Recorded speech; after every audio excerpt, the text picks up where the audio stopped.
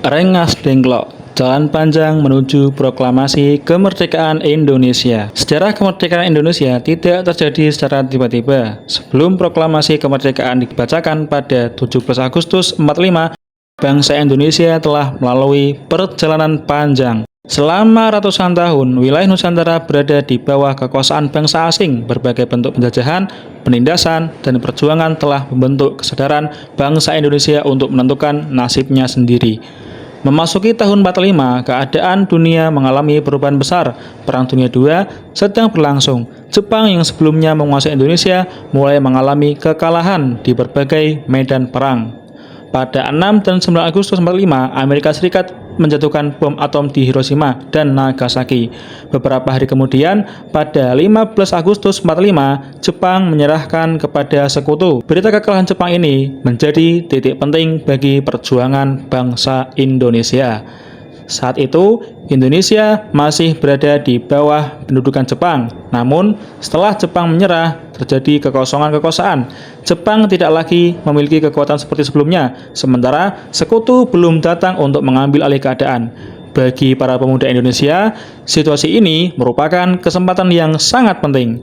Mereka berpandangan bahwa Indonesia harus segera menyatakan kemerdekaannya. Para pemuda tak ingin proklamasi kemerdekaan dilakukan melalui badan-badan Jepang. Mereka juga tak ingin kemerdekaan Indonesia dianggap sebagai hadiah atau pemberian dari Jepang.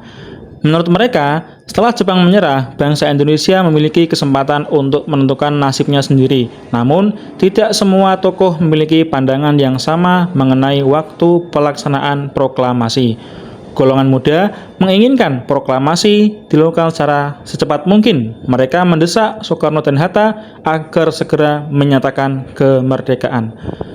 Sementara itu, Soekarno dan Hatta lebih berhati-hati. Mereka mempertimbangkan berbagai kemungkinan yang dapat terjadi. Pasukan Jepang masih berada di Indonesia dan situasi politik belum sepenuhnya aman. Perbedaan pendapat ini yang kemudian menimbulkan ketegangan antara golongan muda dan golongan tua. Para pemuda merasa bahwa kemerdekaan tidak boleh ditunda. Mereka khawatir apabila terlalu lama menunggu, kesempatan tersebut akan hilang. Jepang mungkin kembali mengendalikan keadaan, atau pihak sekutu datang sebelum Indonesia sempat menyatakan kemerdekaannya. Pada malam 15 Agustus 45, perbedaan mengenai proklamasi semakin memanas, hingga akhirnya pada dini hari 16 Agustus, Soekarno dan Hatta dibawa oleh para pemuda ke Rengas Dengklok, Karawang, Jawa Barat. Peristiwa ini kemudian dikenal sebagai peristiwa Rengas Dengklok. Dalam banyak buku sejarah, peristiwa ini sering disebut sebagai penculikan. Soekarno dan Hatta memang dibawa tanpa persetujuan mereka. Namun, bagi para pemuda, tindakan ini merupakan suatu tujuan tertentu. Mereka ingin menjauhkan Soekarno dan Hatta dari pengaruh Jepang serta mendesak agar proklamasi kemerdekaan segera dilaksanakan. Rengas Dengklok dipilih karena lokasinya berada cukup jauh dari pusat keramaian Jepang di Jakarta. Selain itu, daerah tersebut berada dalam pengaruh para pemuda dan anggota pembela tanah air atau disingkat PETA.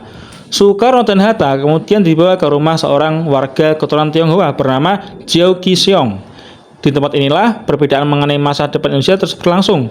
Para pemuda tetap mendesak agar proklamasi segera dilakukan. Mereka berusaha meyakinkan Soekarno dan Hatta bahwa saat itu merupakan waktu yang tepat untuk menyatakan kemerdekaan.